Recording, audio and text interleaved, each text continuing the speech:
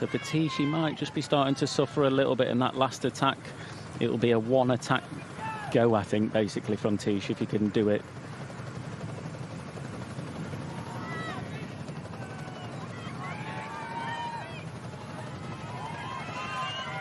Just under 5 kilometers to go. 1:03, and Jumbo-Visma are here. An oversight on my part before. I was looking all the way back to 20 years. Dylan Groenewegen was in this team when they won it a few years ago. I always forget he was with this squad. Once in 20 years, and they're certainly on fire again in the week. Now then, we've got to move, and we've got a little bit of a gap left there, and Taco van der Hoorn is meant to close it. Yeah, Tish just got on the radio. Then I was mentioning he looked on his last legs, just doing a little bit of a shorter turn. And I think what he said then, just coming out that corner, just on the radio, Nathan, just push a little bit, push a little bit. I think Tish is just on his last legs. He hasn't got a lot left to do. As he runs at this, he might just have a go. Or no room, not having a go at it. But I think Tish is pretty much done for today. You can see him again just accelerating Van Hooijdonk, and this is a bit Mohoric. Go on. Tim Wellens saying to go, but missing the wheel. Taco go into the back. As we mentioned with Taco, he can sprint, but he can also time trial very well. He can probably go on the attack, use the other riders up. He's a very clever rider. So the games have started. The gap remains more or less the same as for Hooijdonk here. Wellens looking around. The mischievous looks there. The mistrust is now into the group.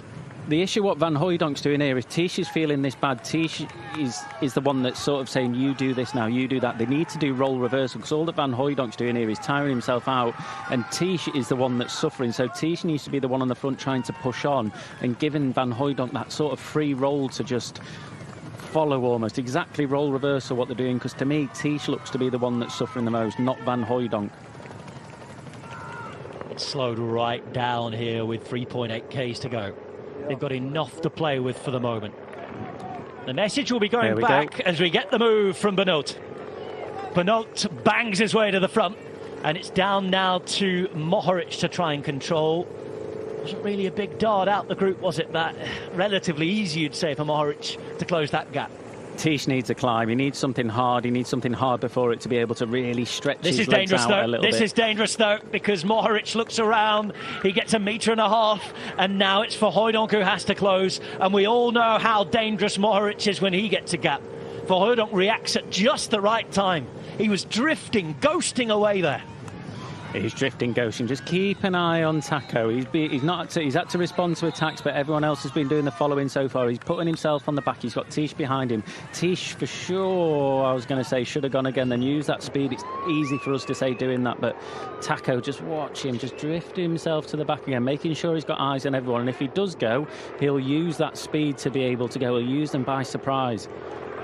For Hooijdonk now, moves to the front. This time it's harder for Mohoric to try and close the gap, and for Hooijdonk there's a little bit of a gap now. Mohoric is giving his all. He started a labour, and it's not coming back. It's not coming back at the minute. He's just about to get into the slipstream, maybe. We're on that little point where the elastic could have just snapped, and it might still yet do, because look at Nata for Hooijdonk. He's out there, he's away, he's not quite on his own yet, but he's having a real decent go at this one. He's having a good go. He's in the slipstream, though. He's almost on that wheel. Not quite, but he's a very good bluffer as well. You can see them behind.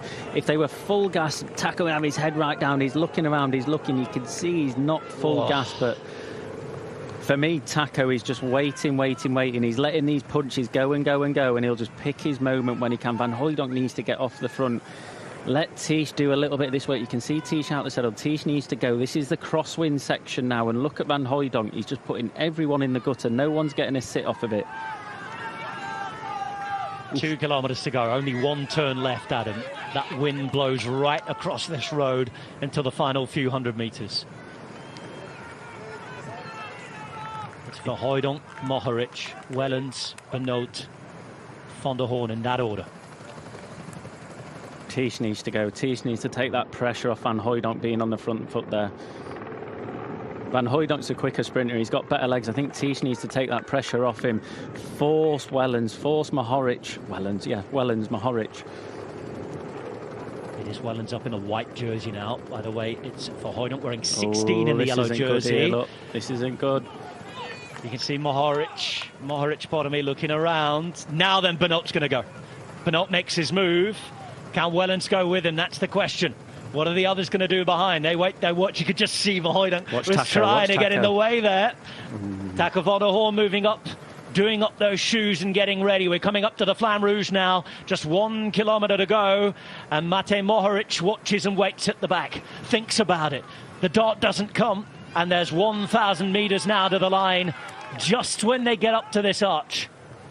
There's so much watching and waiting. Behind, we haven't seen them for a while.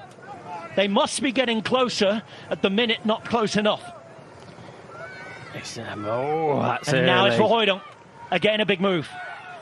Mohoric across the other side of the road, and as they come towards the Flamme Rouge, it's Wellens who tries to close this, and look at Nathan Verheugen go. Wellens is getting up into the slipstream, and it is Mohoric who has to try and close. He's done it once before. Wellens is right on the wheel now, and they're going to come into the final left turn with Nathan Verheugen waiting. Benoit's right at the back here. Final left turn.